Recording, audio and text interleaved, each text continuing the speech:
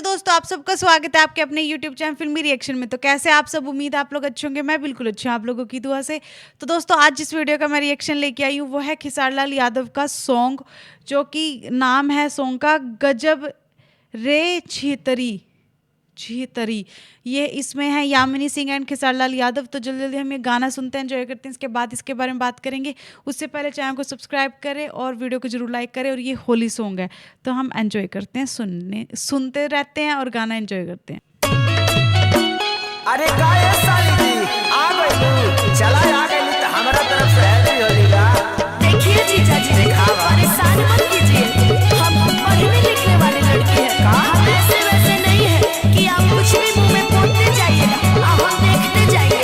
हम अपनी दीदी से मिलने आए हैं, आपसे ना। अरे सिखाई तू भगवा में जीजा जी का यही तरह साली आएगी सब। अरे काट पिए बा डाल डाल डाल कौन कॉलेज में कहलू पढ़ाई साली जी। जीजा कोई चहेला चढ़ाई खाली जी। अरे यूनिवर्सिटी में पढ़ लिया बे। कौन कॉलेज में कहलू पढ़ाई साली जी। जीजा कोई चहेला चढ़ाई खाली जी। नागी पर पाराई रज में देखे मेरी चाई। कहलू हाला साली जी ना बुझाला साली जी। तली होई हो सुनी बोला पाला जीजा जी होला के पाला जीजा जी। पाला जीजा जी होला के पाला जीजा जी। तहरा खिसी मारवला हंगा में ताला जीजा जी। लागे कोई दे बाला हर घोटाला जीजा जी। लागे कोई दे बाला हर घोटाला जीजा जी। तहरा खिसी मारवला हंगा में ताला जीजा जी। ज्यादा परेशान मत कीजिए ना। काहे खर्च रुका।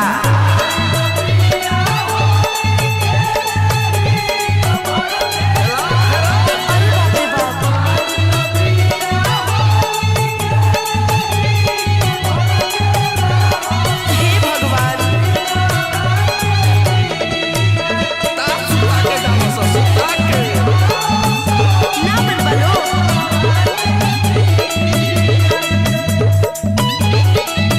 अरे जिया राजा, आवत है बाजा। सुनिए साली जी, एक और बात का ध्यान दीजिए। बोलिए। आव डाली ये हो साली तोहरा फसल में खा। आगे बढ़बू नाम करबू देत बानी आशीर्वाद। कलम धके कोइले पानी पढ़ाई जीजा जी। हमरा हाथ पिचकारी ना धराई जीजा जी।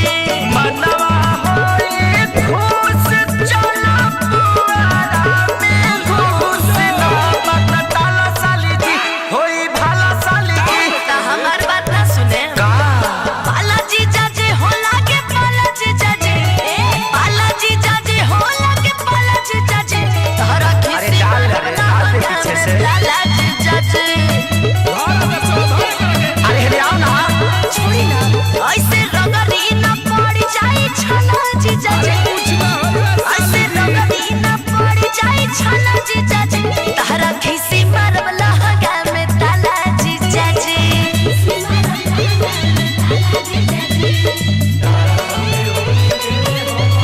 सीख जा सा, सीख जा सा।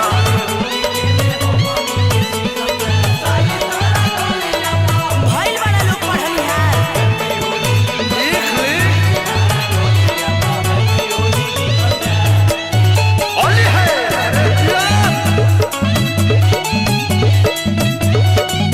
कहबू जैसे रंग वैसे लगाई बहे में हमार।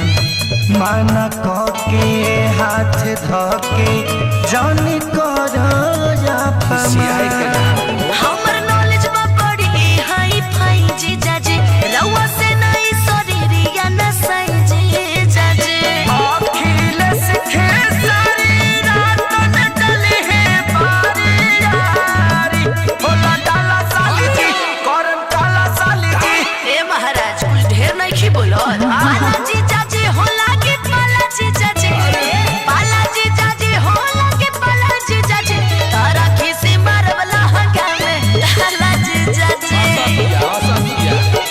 अरे चबिया तो हमारे भेजी बा लागे पियले बानी मुहवा बसल जीजा जी लागे पियले बानी मुहवा बसल जीजा जी की तहरा किसी मरब लहंगा में ताला जीजा जी हे जीजा जी अगला सीजन में आई और साली खाली नहीं खे अनुपमा के होली खेलाइली याद रखबही होली बा तो जी बहुत अच्छा गाना था। जीजे साली बहुत मजाक मस्ती कर रहे थे, बहुत ही मस्ती कर रहे थे। होली सॉन्ग है, होली पे तो जीजे साली वैसे ही बहुत मजाक मस्ती करते हैं और वो साली लास्ट में कह रही है कि अगले साल आना जीजा जी, अब की बार नहीं। तो बहुत एंटरटेनिंग सॉन्ग था। अखिलेश यादव का गाना था ये, जो रिटन बाय था। बहुत मज़ा आया गाना सुन के, लिरिक्स बहुत अच्छा था, म्यूज़िक बहुत अच्छा था, एक्टिंग बहुत अच्छी की है सारी भैया की और यामिनी सिंह की। मुझे गाना बहुत अच्छा लगा। आप लोग कैसा लगा प्लीज़ मुझे कमेंट करके जरूर बताएं। इसी के साथ मैं इस वीडियो को यहीं पे करती हूँ ख़त्म। मिलते हैं नेक्स्ट वीडियो में, तब तक के लिए अपना ख्याल रखें। Tata bye by.